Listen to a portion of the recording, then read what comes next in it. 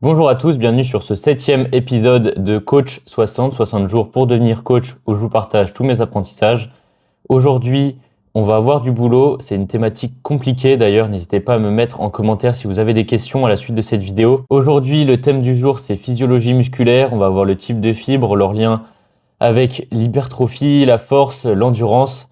C'est un sujet très vaste sur lequel on peut un peu s'étendre, aller en profondeur. Moi, je suis allé en profondeur, mais je vais essayer de vous simplifier tout ça parce que c'est très compliqué. Ça fait un moment que je suis sur l'épisode du jour. Les 2 heures que je me suis imposées, elles sont loin d'être respectées. Je pense qu'on est plutôt à 4 heures et je viens de lancer la caméra. Nous voilà sur le PC. Petit rappel, hier on avait terminé là-dessus. Nos muscles sont composés de fibres musculaires qui sont elles-mêmes composées de myofibrilles qui sont composées elles-mêmes de plein de choses plus que ça. Mais ça, c'est ce qui permet la contraction musculaire. Un petit zoom, on va avoir les têtes de myosine qui vont se charger en ATP. L'ATP, c'est notre énergie qu'on va fournir à notre corps, qui va être transformée en ATP par différents phénomènes qu'on va voir juste après. Donc, ces têtes de myosine vont se fixer sur des récepteurs de lactine.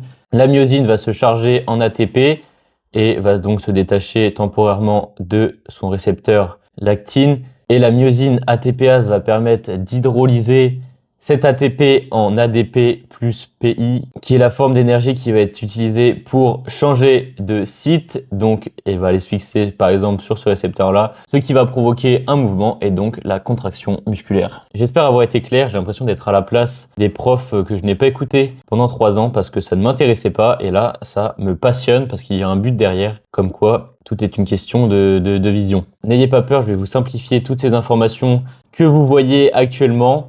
En fait, qu'est-ce que ça nous apporte? Ça nous apporte une explication sur les différents types de fibres. On a 3 types de fibres, les fibres de type 1, les fibres de type 2X et les fibres de type 2A. Je ne vais bien évidemment pas rentrer dans tous ces détails, sinon je pense qu'on est parti pour 1 heure. Mais globalement, qu'est-ce qui va nous intéresser ici? Ça va être de comprendre premièrement qu'on va avoir différentes vascularisations en fonction du type de fibre. Là, on va avoir une forte vascularité, donc un fort apport en oxygène. Là, une très faible vascularisation, donc un faible apport en oxygène par le sang. Et là, on va être sur quelque chose de plus intermédiaire. Dans ces cellules, on va retrouver notamment les mitochondries qui permettent de convertir l'énergie qu'on va apporter à nos muscles qui arrivent sous une forme différente, de la convertir en ATP qui va être utilisée, comme je vous l'ai expliqué juste avant. On en retrouve partout des mitochondries en plus ou moins grande quantité. Dans ces fibres, il y a des processus qui se déroulent qui vont permettre notamment de créer de l'ATP sans oxygène, comme la glycolyse. On va avoir dans les cellules qui fonctionnent avec de l'oxygène des myoglobines qui sont des protéines spéciales qui permettent de relâcher de l'oxygène notamment. Les fibres de type 1 vont avoir une vitesse de contraction assez lente, les fibres de type 2X une vitesse de contraction très rapide et les fibres de type 2A une vitesse de contraction, on va dire, plus intermédiaire. Bon, j'arrête un peu de vous faire peur. On va avoir les différents rôles de ces fibres qui vont être résumés ici de façon plus claire. On va avoir les fibres de type 1 qu'on appelle les fibres rouges. Pourquoi? Comme on l'a vu, elles sont très vascularisées, donc il y a beaucoup de sang, donc elles vont être de couleur rouge comme la couleur du sang. Elles vont être liées aux efforts longs, par exemple un marathon, un effort de vélo long, du ski sur des longues durées. Elles vont avoir une vitesse de contraction lente, comme je viens de le dire juste avant, une force de contraction faible, elles vont avoir peu de résistance à la force. Elles vont avoir une grande résistance à la fatigue, notamment pour leur rôle dans les efforts longs, un métabolisme oxydatif, c'est-à-dire avec de l'oxygène, une grande capacité aérobie, donc à partir de l'oxygène, une faible capacité anaérobie, comme on l'a vu en fonction des différents processus qu'il y a à l'intérieur. Ça va définir si les fibres ont une bonne capacité ou non en aérobie. Et donc, ça va être les fibres les plus petites en diamètre. Les fibres roses, pourquoi? Parce qu'il va y avoir quand même un apport en oxygène. On l'avait vu, c'était celles qui étaient tout à droite, les plus grosses. Elles vont être roses parce qu'on va avoir une bonne vascularité, mais un volume plus grand, donc mieux réparti, donc une couleur plus diluées. Elles vont être pour les efforts mixtes et puissants, comme par exemple un 400 mètres, une série de 6 à 12 répétitions. Elles vont avoir une vitesse de contraction rapide, comme on l'a vu, une force de contraction moyenne, une résistance à l'effort moyenne, une moyenne résistance à la fatigue. Au niveau de la durée, ça va pas être indéfini, on va les épuiser quand même assez rapidement.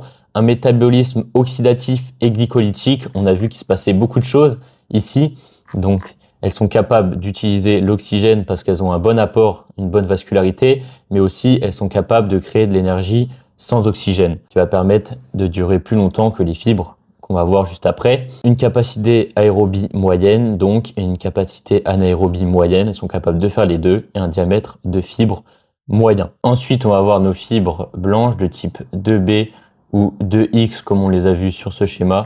On peut les appeler des deux façons.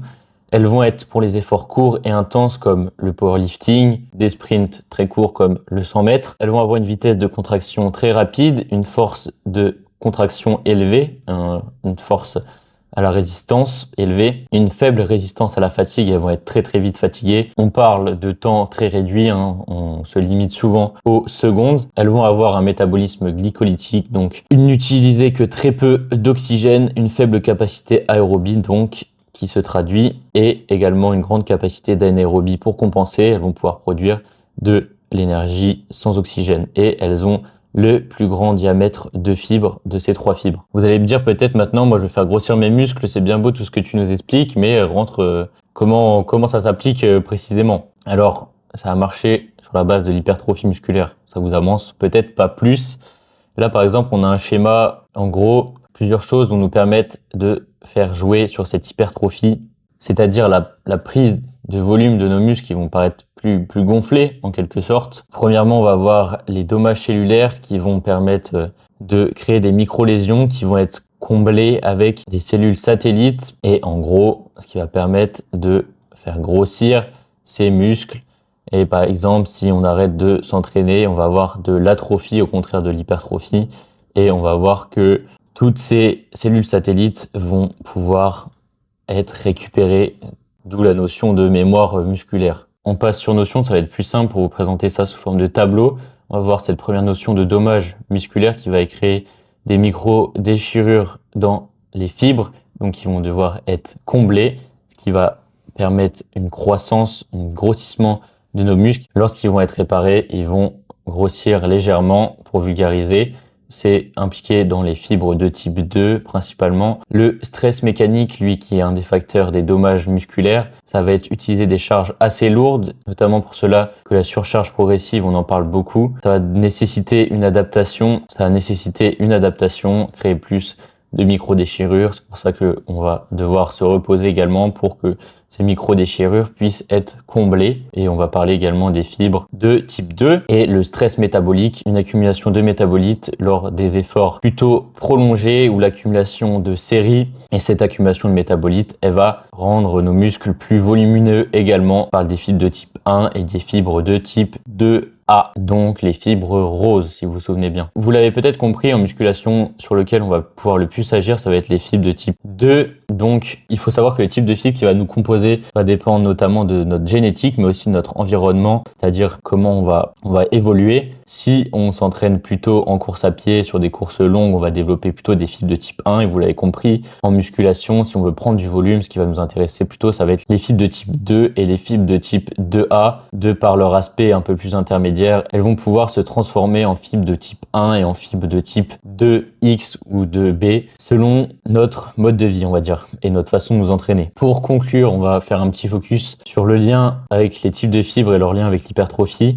On va voir les fibres de type 1, donc lentes, qui sont liées à l'endurance, qui marchent de forme oxydative avec un apport d'oxygène, qui se fatigue peu rapidement. Elles vont avoir une hypertrophie limitée mais possible. Il va falloir favoriser le stress métabolique via des séries longues. On va être autour de 15 répétitions, mais ça on va le voir par la suite. On va faire un petit focus sur le nombre des répétitions plus tard, vous inquiétez pas. Et donc le stimulus principal, on l'a vu, ça va être le stress métabolique pour elles. Donc les efforts assez longs, on va pouvoir accumuler les métabolites. Les fibres de type 2A, les fibres roses, vont avoir un aspect plus intermédiaire, comme on l'a dit, avec des fonctions oxydatives et glycolytiques. Elles vont avoir une résistance résistance et une puissance. Elles vont avoir cette alternance entre les deux un petit peu, entre le type 1 et le type 2X. Elles vont être les principales moteurs de l'hypertrophie qui nous intéressent beaucoup donc. Elles vont être sollicitées avec des séries modérées. On parle autour de 6 à 12 répétitions et on va pouvoir les travailler avec le stress mécanique et le stress métabolique. On fera un bon focus sur comment appliquer ça dans notre méthode d'entraînement. Vous l'inquiétez pas, même si j'ai commencé un petit peu à l'introduire aujourd'hui.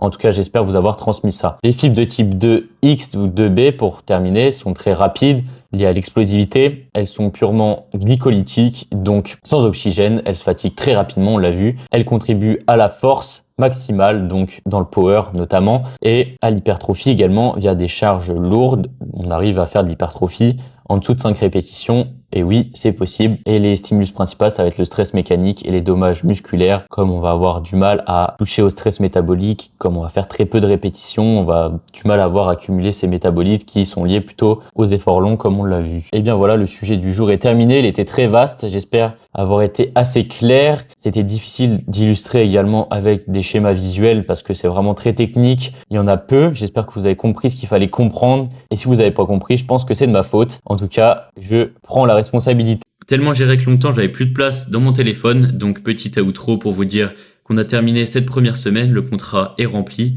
Voilà. À demain pour le début d'une nouvelle semaine. Prenez soin de vous et apprenez bien.